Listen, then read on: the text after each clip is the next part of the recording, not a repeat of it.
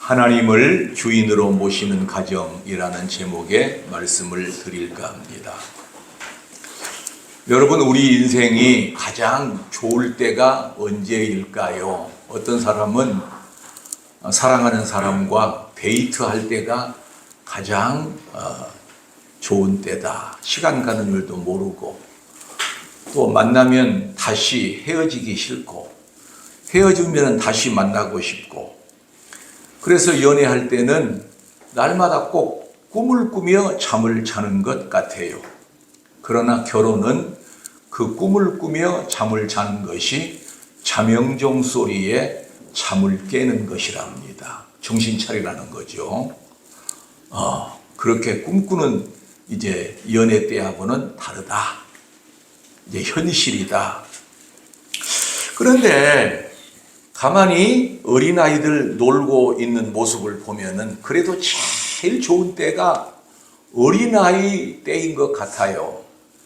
그 어린아이들은 직장 가질 것도 없고 사업할 필요도 없고, 또 우리 엄마들 염려하는 거, 오늘 저녁에는 무슨 반찬에다가 먹을까, 그런 걱정할 것도 없고 그냥 신나게 뛰어놀기만 하면 되는 거예요. 다 엄마 아빠가 다 알아서 해주시기 때문이에요. 그래서 이제 우리가 가장 행복한 때는 사실 내 마음대로 할 수 있는 때가 아니고 엄마 아빠의 손에 붙들려 있을 때가 제일 행복하다는 겁니다. 하지 마라. 또 나갔으면 빨리 들어와라. 숙제해라. 집에 들어오면 손 씻어라. 발 씻어라. 간섭을 받고 있을 때가 제일 행복하다는 것. 마찬가지로 우리 예수 믿는 것도 마찬가지입니다. 주님의 손에 붙들려 있을 때가 가장 행복한 겁니다. 할렐루야. 주님의 손 놓아버리면은 그때부터 불행이 시작되는 거예요.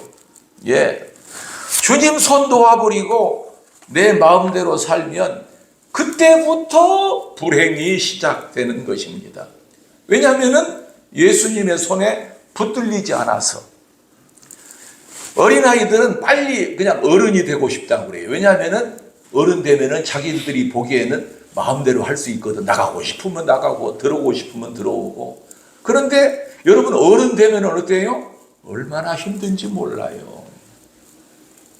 붙들리고 있을 때가 사실은 행복한 거예요.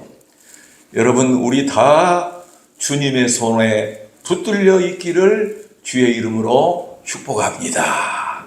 붙들려 있어요. 여러분, 하나님께서는 맨 먼저 가정을 창조하셨어요. 하나님께서 만드신 두 공동체가 있으니 하나는 교회고 하나는 가정입니다. 그런데 가정을 먼저 만드셨어요. 그런데 그 가정의 첫 번째가 서로 돕는 배필을 주신다고 그렇게 말씀하셨어요. 제가 읽겠습니다. 여호와 하나님이 이르시되 사람이 혼자 사는 것이 좋지 아니하니 내가 그를 위하여 돕는 배필을 지으리라 하시니라. 여러분, 가정은 돕는 거예요. 혼자 살면은 의미가 없어요. 요즘 혼자 살려고들 많이 하는데 사실은 너무 고독해요. 같이 이렇게 서로 주고받으면서 대화를 나누고. 요즘 젊은이들이 왜 결혼을 하냐 그러면은 혼자 사는 것이 불편하니까 결혼을 한다고 그래요. 그래서 나를 좀 편하게 해줄 사람을 찾는다는 거예요. 나를 좀 만족시켜 줄 사람. 그래서 결혼을 한다고 그래요.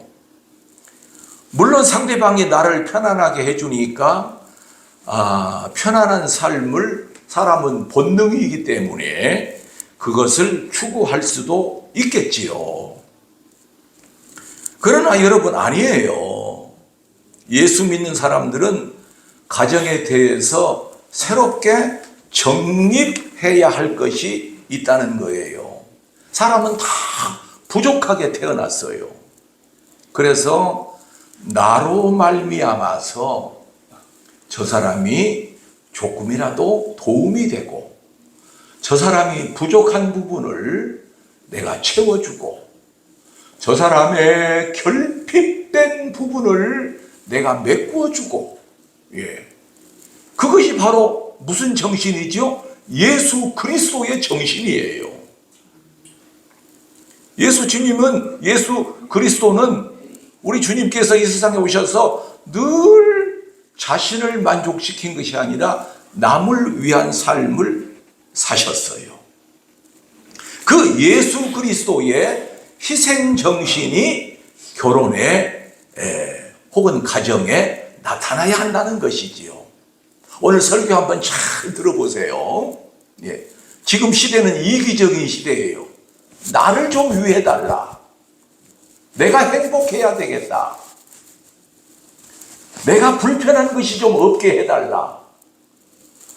여러분, 그것이 우리 삶의 목적 같아요? 아니요. 성경은 그렇게 말씀하고 있지를 않아요. 여러분, 결혼은 신비 중에 신비입니다. 어떻게 내가 저 사람을 만났지? 아니, 나이가 들었든 안 들었든 사랑하는 아내를 쳐다보면서, 사랑하는 남편을 쳐다보면서, 아니, 그 많은 사람 중에서 어떻게 내가 저 사람을 만나게 됐지? 참 신비, 그건 하나님께서 짝지어 주신 것이에요. 우리가 언뜻 생각하면은 남자가 퇴근을 하면은 겉옷을 쫙 벗어서 옷걸이에 걸어주고 양말을 벗겨주고 푹신한 소파에 탁 앉게 해서 쫙 그 다음에 양말을 싹 벗기고 세숫대에다가 미지근 뜨겁지도 않고 차갑지도 않은 물을 탁 대다가 발을 뽀드득 씻어주고 다 씻으면은 수건을 탁 그 옆에 놓고 싹 닦아주고 그 향기 나는 그 모습으로 그러면 좋을 것 같죠? 그러지 않아요. 사람은 실증이라는 게 있어요. 사람은요, 아무리 좋은 것도 조금 한 달만 계속되면요, 그것도 귀찮아. 그 다음에 아내도 그 일을 못해요. 어떻게 계속 그런 일을 할 수 있겠어요? 여러분, 좋은 일도요, 너무 오래되면은 그것이 지쳐요. 실증이 나요.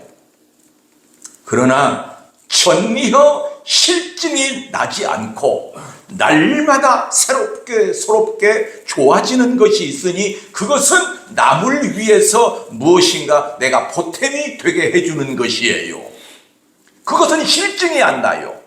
지루함이 없어요. 내가 남을 위해서 같이 말 한마디라도 걸어주고 사과 한 조각이라도 같이 나누어 먹고 그 사람이 슬픔을 당했으면 위로의 말을 해주고 그건 아무리 갖다가 부어줘도 그거는 지침이 없어요. 실증이 나질 않아요. 그리고 나서 집에 오면은요, 그것 보고 은혜를 받는다 그래요. 그러면은 우리 마음속에 뭐가 솟아나냐면은 기쁨이 솟아나요. 기쁨이. 이렇게 기쁨이 넘쳐나요. 여러분, 복음성가에 그런 찬송이 있잖아요. 넘쳐나네 주를 향한 내 속의 갈망이 주님께로 날 이끌어 주소서 주님을 더 원합니다. 할렐루야. 넘쳐나는 거예요. 넘쳐나. 예수를 믿으면은 기쁨이 넘쳐나요. 여러분, 누가 나를 도와주고 내가 무엇을 받을 때 행복이 있는 것이 아닙니다. 여러분, 진정한 행복은 남에게 줄 때 행복이 넘쳐나는 것입니다. 남편은 아내에게, 아내는 남편에게 도움을 주고 아껴주고 희생해주고 위로해주고 걱정해주고 사랑을 주고 내 마음을 쏟아주고 그럴 때에 기쁨이 있는. 한번 해보세요. 한번 해보세요. 작은 것이라도 해보세요. 나이가 젊은 부부든지 나이가 많이 들으셨던 부부시든지 한번 해보세요. 여러분 어린아이는 엄마 아빠만 있으면은 마냥 좋아해요. 옛날에 너무 가난해서 애야 너는 저기 시골에 있는 할머니 집으로 가라. 또 둘째 남자아이는 애야 너는 저 시골에 애할머니 집으로 가라. 애들이 막 울어요. 엄마 나 가난해도 괜찮아. 물론 할머니나 할아버지 집에 가도 괜찮기는 괜찮겠지. 엄마 아빠 나 가난해도 괜찮으니까, 나 밥 하루에 한 끼만 먹어도 괜찮으니까 엄마 아빠하고 살게만 제발 해줘. 살게만. 여러분 그런 그 드라마에도 그런 거 나오잖아요. 그러면 그 드라마를 보는 사람도 눈물을 막 흘린다고. 예? 예. 어린아이는요 엄마 아빠만 있으면은 그냥 좋은 거예요. 왜 그런 줄 아세요? 어린아이가 흘려야 할 눈물을 엄마 아빠가 그 눈물겨운 인생을 살아주기 때문에 그러는 거예요. 여러분 그러니까 어린아이는 엄마 아빠가 있으면 되는 거예요. 그냥 자다가 기침 소리만 좀 나면은 금방 방에 달려가서 머리를 만져보고, 열이 나면은 막 해열제가 어디 없나 막 새벽 2시, 3시에도 막 그러다가 도무지 열이 내리지 않으면 들쳐오고 막 병원으로 막 가고. 예? 여러분 그러기 때문에 어린아이는 행복한 거예요. 그러나 어느덧 키가 자라고 몸이 자라서 이제 학교에 들어갑니다.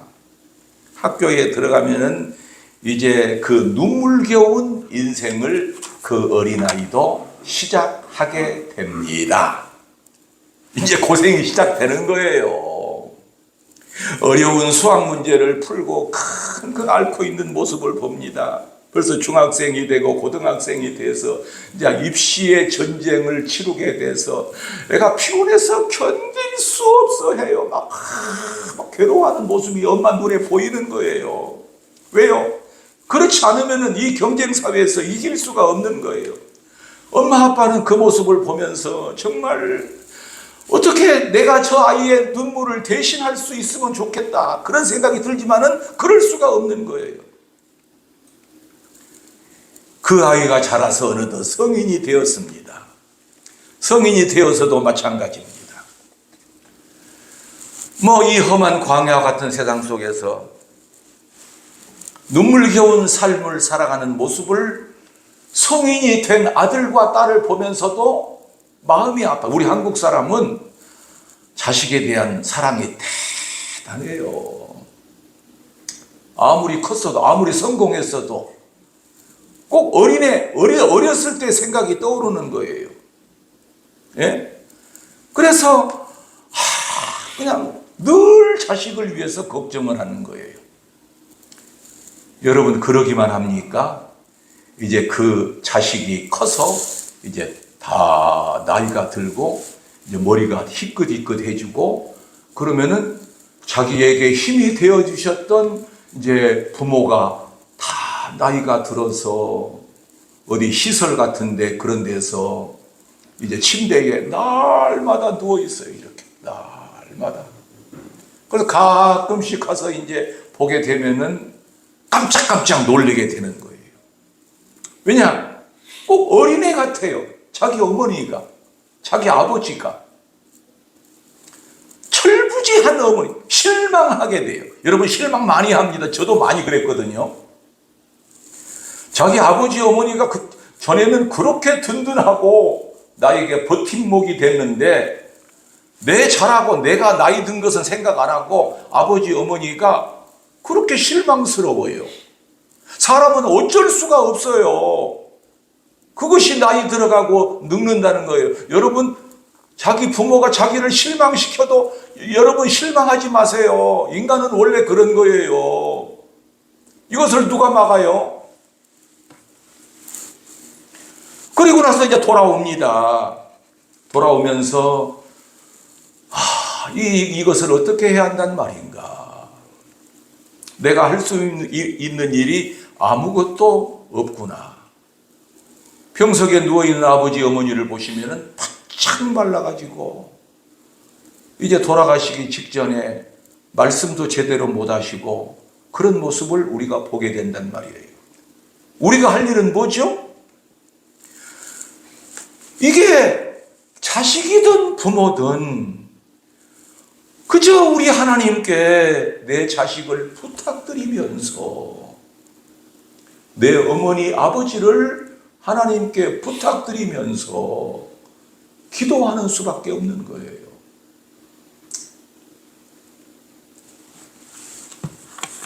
우리의 가정사도 마찬가지예요. 여러분, 자기의 가정을 해결해 줄 수 있는 사람은 아무도 없습니다. 부부밖에 없어요. 자기 가정을 해결해 줄 수 있는 사람은 뭐 상담을 한다? 상담을 해도 소용이 없어요. 우리 할 일은 뭐죠? 그저 만군의 여호와 하나님 앞에 간절히 기도하는 것밖에 더 없어요.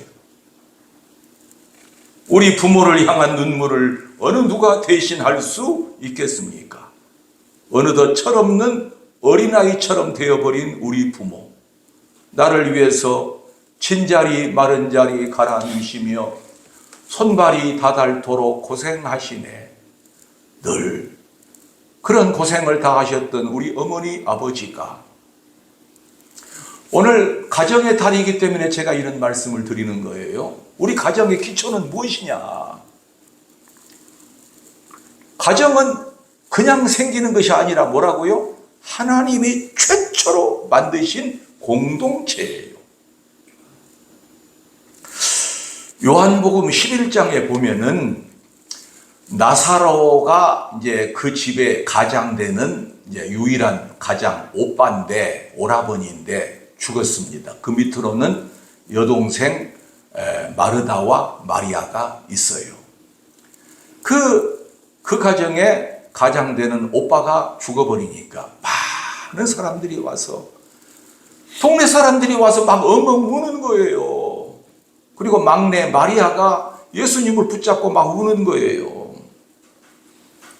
예수님께서 거기서 우셨다는 그런 장면이 나옵니다. 예수께서 그가 우는 것과 여기 마리아입니다. 또 함께 온 유대인들이 우는 것을 보시고 심령에 비통히 여기시고 불쌍히 여기사 이르시되 그를 어디 두었느냐 이르되 주여 와서 보옵소서 하니 예수께서 눈물을 흘리시더라. 아멘. 할렐루야. 여러분, 주님은요 우리를 위하여 우리가 어려운 지경에 놓여 있을 때 눈물을 흘려 주십니다. 눈물을 흘려 주셔요. 여러분, 그것을 생각하셔야 됩니다. 여러분, 그러니까 우리는 우리의 가정에 우리의 육신의 어머니 아버지가 돌아가시지 않고 혹시 살아계시다면은 정말 이렇게도 할 수 없고 저렇게도 할 수 없는 그 지경에 우리는 하나님 앞에 부탁드리는 거예요. 기도하는 거예요. 이제 남편과 아내의 관계를 말씀을 드리려고 합니다. 남편과 아내는 하나님께서 짝지어 주신 때부터 이제 처녀와 총각에서 호칭이 달라져요. 그 전까지는 아가씨, 총각 그랬는데 그 뒤로부터 결혼 뒤부터 이제 남편이라는 이름을 갖게 되고 아내라는 이름을 갖게 되는 것입니다. 이것도 신비지요. 내가 어느 남자에게 속해 있다. 그것이 아내예요. 또 나는 어느 여자에게 속해 있다 하는 것이 남편이에요. 이제는 책임감이 있다는 것이에요. 하나님께서 소속감을 갖게 해 주셨다는 것입니다. 아니, 어느 처녀 보고 아내라고 부른 사람이 누가 있어요? 어떤 총각 보고 남편이라고 부른 사람이 누가 있어요? 하나님께서 그렇게 붙여주신 거예요. 나는 누구의 아내이다 생각하면 참 귀한 일이에요. 내가 어떻게 그냥 처녀로 과부로 계속 있지 않고 미망인으로 있지 않고 어느 남자의 아내다. 내가 어느 여자의 남편이다. 가만히 생각하면은 새록새록 그것도 참 기쁜 일이에요. 여러분, 신앙은 그겁니다. 기쁘다고 생각하면 한없이 기쁘고 감사하다고 생각하면 한없이 감사한 겁니다. 예. 그러나 어떤 것은 재수없게 생각하면 한없이 재수없고 기분 나쁘게 생각하면 한없이 기분 나쁜 겁니다. 그래서 성경에 항상 기뻐하라, 쉬지 말고 기도하라, 범사에 감사하라. 이는 그리스도 안에서 너희를 향하신 하나님의 뜻이니라.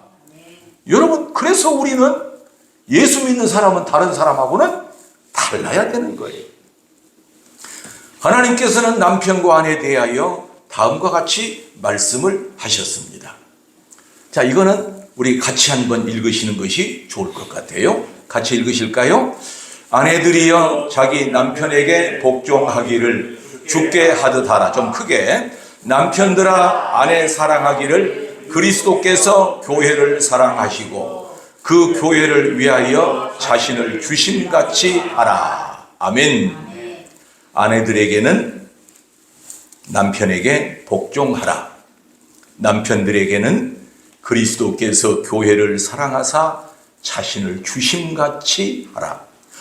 언뜻 보기에는 여자 입장에서 내가 남편에게 복종하라고 했으니 좀 불공평하다.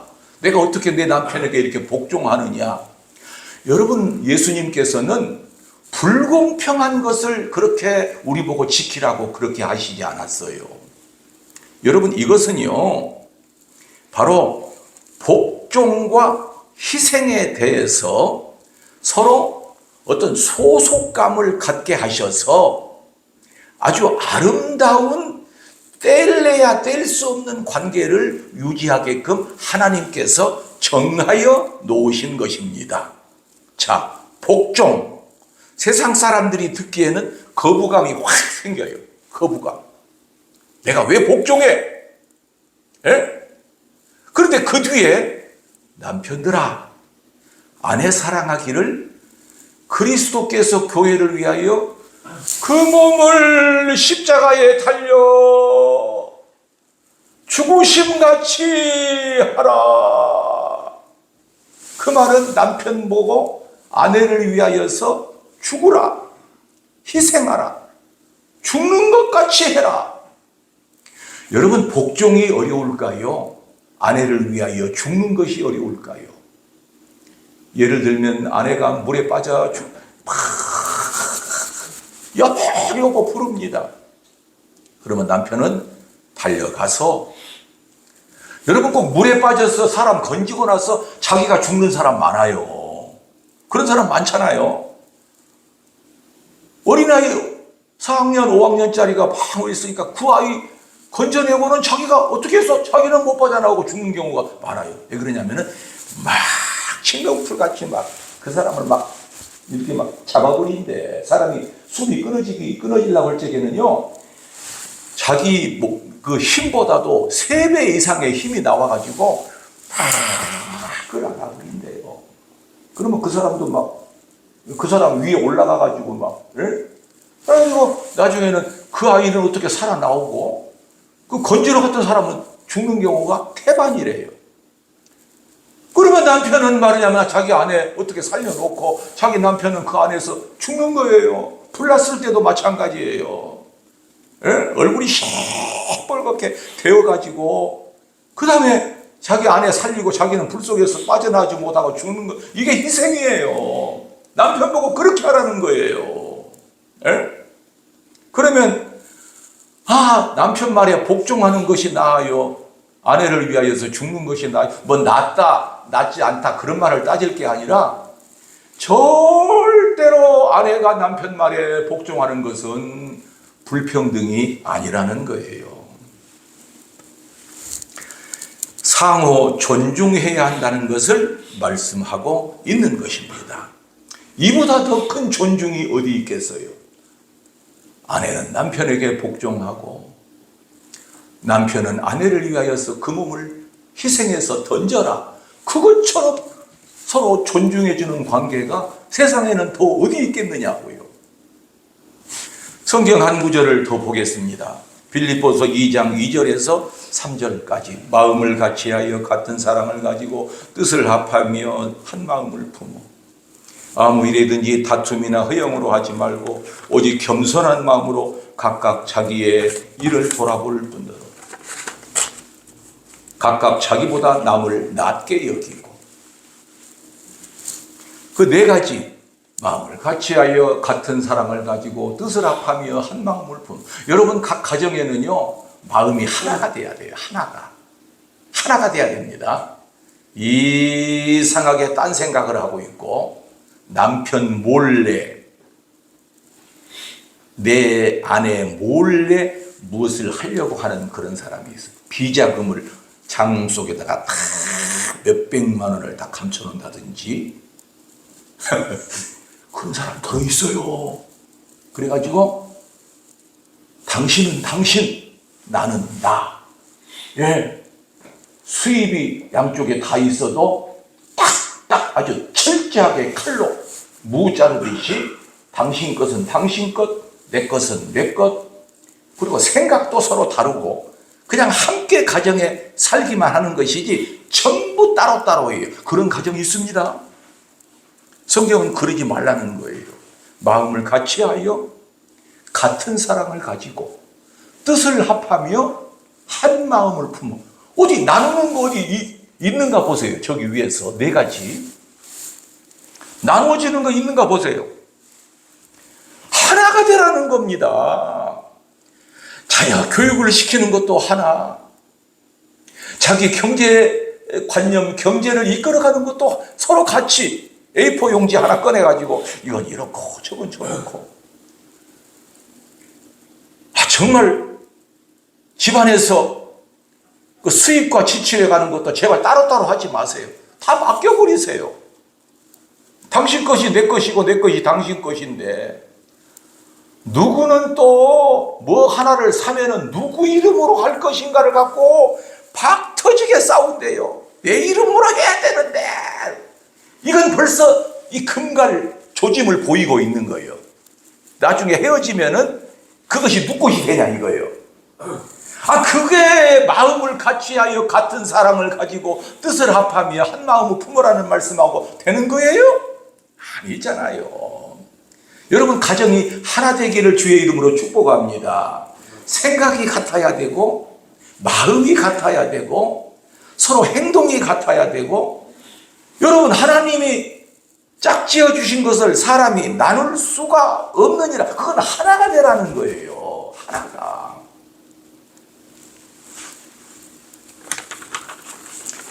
여러분 이제 마지막으로 예수님의 마음을 품으라 그 말씀 하나 드리고 이제 마칠까 합니다. 빌립보서 2장 5절에서 8절까지입니다. 여러분 남편과 아내는 서로 존중되어져야 합니다. 가급적이면은 서로 대화하는 말씨도 서로 존댓말을 하는 게 나아요. 요즘 젊은 아이들 막 결혼하면 전부 다 야야 해버려요. 요즘은 아내들도 남편에게 야 밥 먹어. 아니 물론 친숙하니까 괜찮겠지만은 서로 연애할 때 그런 기분으로 했기 때문에 식사하세요. 그러면 남편이 그래요. 나 지금 일이 좀 바쁘니까 조금 이따 먹을게요. 먼저 드세요. 얼마나 정이 묻어납니까? 그런데 밥 먹어. 빨리 밥 먹으라니까. 알았어. 나 배 안 고프니까 너 먼저 먹어. 그래버리면은 그 먼저 먹는 사람도 체할 것 같아. 예? 예. 그냥 말이 그냥 휙휙휙휙 그냥 돌아다니면서 어떤 정의라고 하는 것은 없고 그냥 삭막하기만 하잖아요. 우리는 겸손하고 온유한 마음을 품어야 됩니다. 제가 앞부분을 읽겠어요. 너희 안에 이 마음을 품으라. 곧 그리스도 예수의 마음이니 그는 근본 하나님의 본체시나 하나님과 동등됨을 취할 것으로 여기지 아니하시고 오히려 자기를 비워 종의 형체를 가지사 사람들과 같이 되셨고, 그 다음엔 같이 읽으실까요? 사람의 모양으로 나타나사 자기를 낮추시고 죽기까지 복종하셨으니 곧 십자가에 죽으심이라. 여러분, 예수 그리스도의 인품은 바로 온유와 겸손입니다. 온유와 겸손. 여러분, 아내와 남편 간에서도 온유한 마음, 겸손한 마음. 여러분, 가정에서 막 큰 소리가 나고 막 야야하고 막 그릇 깨지는 소리가 나고 나중에는 창문이 막 깨지고 막 그래가지고 그 뒤로는 상상할 수 없는 일이 막 너무 화가 나니까 막 내가 죽으면은 이 아이들이 얼마나 고생할까 하고 아이들을 창밖으로 던져버린다고 그러잖아요. 이런 얘기 설교 시간에서 제발 못하겠어. 아이 불쌍한, 내가 죽으면 아이 불쌍한 것은 생각하고 말이죠. 아이를 먼저 세상을 떠나게 한대요. 나 눈물 나와서 그 이야기 더 이상 못하겠어요. 아이가 무슨 죄라고. 예. 그리고 자기는 이제, 아니, 아이들이 너무 불쌍해서 내가 죽으면 저 아이를 이제 어떻게 고아가 되냐 이거야. 그러니까 아이를 먼저 던져버린다니까. 예? 예수 그리스도를 모시면은요, 예수님의 그 마음을 받아서 뭐라고요? 예수님의 그 두 가지는 온유와 겸손이에요. 여러분, 온유한 마음, 겸손한 마음을 갖고 그럴 때의 가정이 왜 화목한 가정이 되지 않겠어요? 때때로 가정에서 큰 소리가 나고 막 다투는 소리가 이웃까지 들립니다. 여러분, 우리는 예수 그리스도를 우리의 왕으로 모시는 가정이에요. 아니, 왕이 우리 가정에 딱 좌정하고 계시는데 어떻게 왕 앞에서 그렇게 큰 소리를 낸단 말입니까? 여러분, 그저 소곤소곤 가정에서는 오손도손. 제가 어디 글을 보니까 오손도손이라는 말이 한국에서 제일 좋은 말이래요. 그건 하는 영어권에서 그 우리나라 오손도손이라는 말을 영어로 표현할래야 표현할 길이 없다는 거예요. 어디 김대호 집사님, 한혜정 집사님이 영어 잘하니까 우리나라 오손도손이라는 것을 영어로 뭘로 하면 좋을까? 오손도손. 별로 표현할 말이 별로 얼른 생각나지 않죠? 아마 그 자상한 오손도손.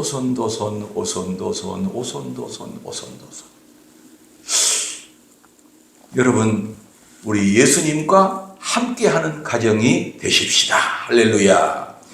예수님과 동행하는 가정이 되십시다.